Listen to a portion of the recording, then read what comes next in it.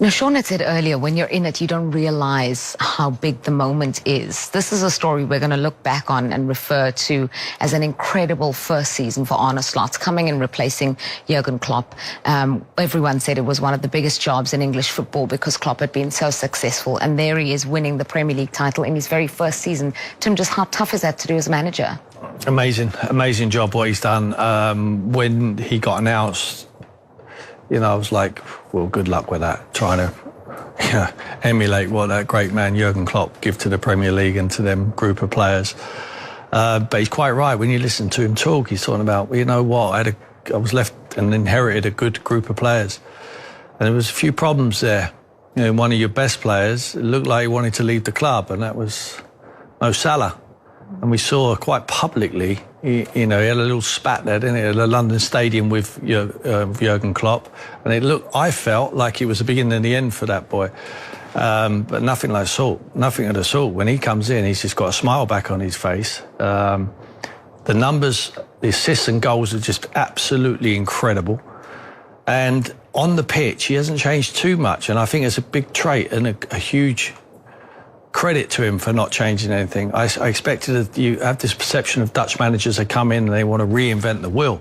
But he didn't. He felt like, you know what, just little tweaks here and there, Gravenberch in their little 6 area, of the pitch, and be nice protection, be fantastic. Go a little bit further forward, them diagonal balls from Virgil van Dijk into Mo Salah. But this guy, Sean, is just incredible, and I didn't think he could get any better, but he looks like he's on top of his form at the moment, doesn't he? He just keeps getting better and better for me. He always, I think when Mane was there and everybody else was there, he didn't get enough assists. Now he's getting the same amount of goals and more assists. But what I'd loved about this Liverpool team this year is that as many goals and as assists he got, other people were still stepping up to the plate to help them win. Like that finish there. I thought Gakpo this year was probably his best season. That's a fantastic finish from coming inside on the wing. But everybody played their part at some point. And I think they had in double figures of different goal scorers in this Premier League campaign win that they won. And key players coming up trumps as well in critical moments. Think about the Trent Alexander-Arnold goal winner not too long ago. There was a Virgil van Dijk winner not too long ago. We're seeing some of these incredible goals that they've entertained us with all season long. McAllister, of course, a wonderful goal scorer for Szoboszlai as well for midfield. I mean, he was bursting forward, just an incredible athlete. But they've all got ability, and players like Harvey Elliott got back to fitness, couldn't get a kick of the ball at the end. Quality like that. They had so much quality. Chiesa, who come to the football club, hardly laced his boots up.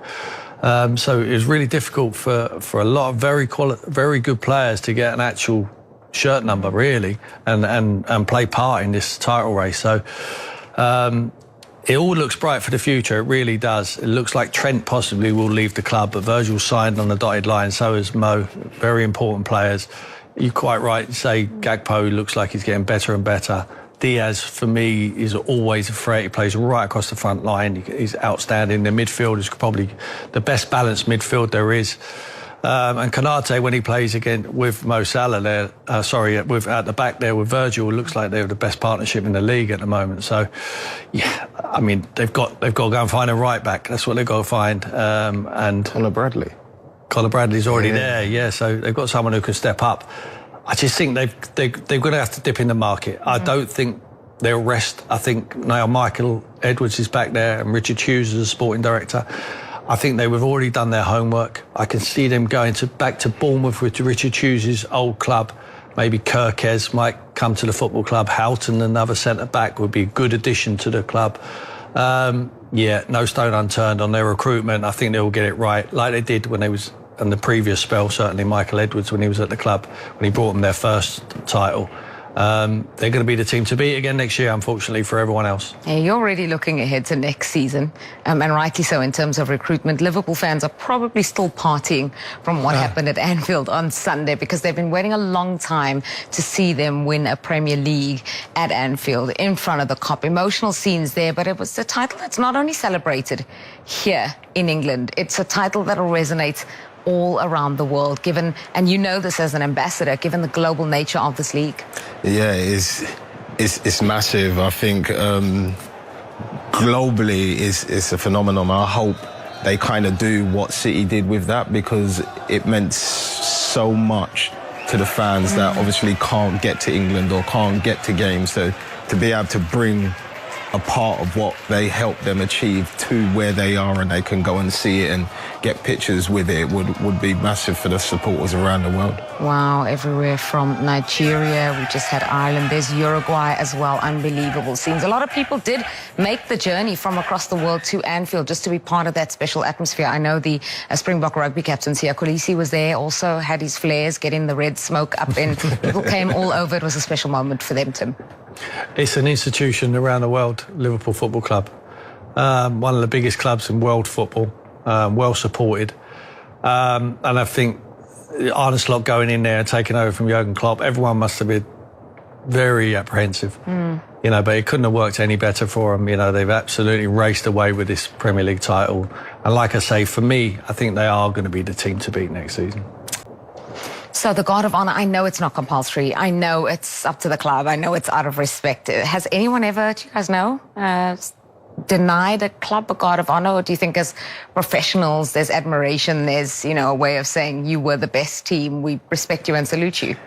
I don't know if anybody, I don't think anybody has refused it. But I think it's a good thing. I think you got to give kudos where kudos is due, and they've been the best and strongest team consistently.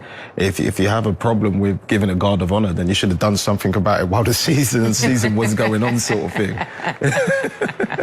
Well, these are some of the famous Guards of Honor. I think this is because of Robin van Persie, who had left Arsenal and then went on to win the title with Manchester United. Have you ever known a club to refuse it?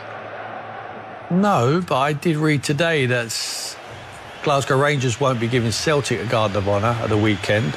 I just think that, you know, the police get involved, they take advice from security. It wouldn't be good if they were real rivals I'm not sure. I personally would give a Guard of Honour. I think they deserve it. They deserve the respect. You would want the same respect repaid to you.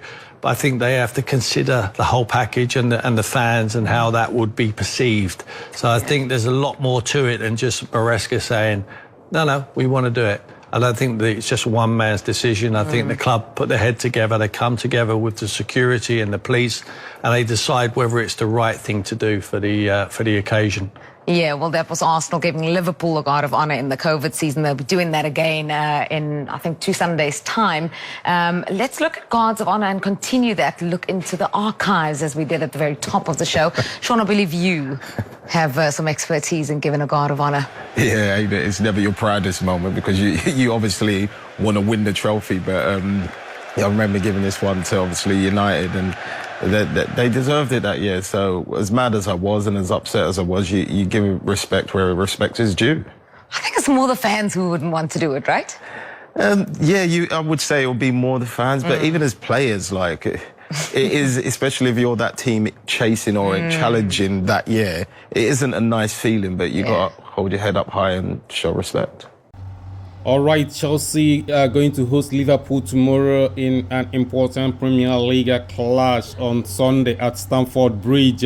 While the running is getting hotter by the day, and that they are going to make sure that they get the 3 points done. But Liverpool already, we know that they have won the league, and their coach Arne Slot has made it clear that he's going to rest a lot of players. So I expect a much changed starting lineup for Liverpool when they line up against Chelsea at Stamford Bridge. Also remember that Chelsea are going to give them a Guard of Honor, you know, to show respect for winning the Premier League. Is not easy, you know. They deserve to be respected for doing that, especially in Arne Slot's first season in the English Premier League. But right now we are talking about the game, and in the reverse fixture, Chelsea, you know, played outstandingly well at Anfield. Well, then dominated that game with the ball, created a lot of chances, but they were naive at the back, and conceded 2 silly goals, one for penalty and then another one to give Liverpool 2-1 victory in that game. But that doesn't tell the entire story of the game. If you're listening to Arne Slott's press conference, he also referred to that game that they were dominated by Chelsea, and that was the first game they were dominated, you know, at that point of the season, and they felt like they were second best on the night. So credit to Chelsea and their manager Enzo Maresca, you know, for turning up at Anfield, a hostile stadium, and then playing their football. Now, to play their football tomorrow will be very, very important in front of their home crowd. And to do that, they need Romeo, Lavia, fit and available. Wow, he played last weekend, so he was fit, and he didn't play on Thursday, so probably he's fit enough to start against Liverpool. This guy makes a lot of difference for Chelsea. When he plays, they are better defensively, they are better moving the ball, they are better in attack. He sees passes and pass balls that most defenders, most midfielders will turn back and pass square. He passes forward and as quick as possible. He makes things happen. He doesn't know side passes. He plays straightforward pass to the players in the pocket to attack the defense of the opposition. And when that happens, if he does it 1, 2, 3 times, teams will get. We know that he's doing this, and they will try to drop back a little bit to cover those spaces, and that means giving Chelsea more and more initiative on the ball. So that's how football works. So that's what he gives Chelsea, and they need him tomorrow. He was so good at Anfield. I mean, to me, their best player at Anfield. He was their best player at Anfield. He played outstandingly well. And if he does that tomorrow, then Chelsea have every opportunity to win that game.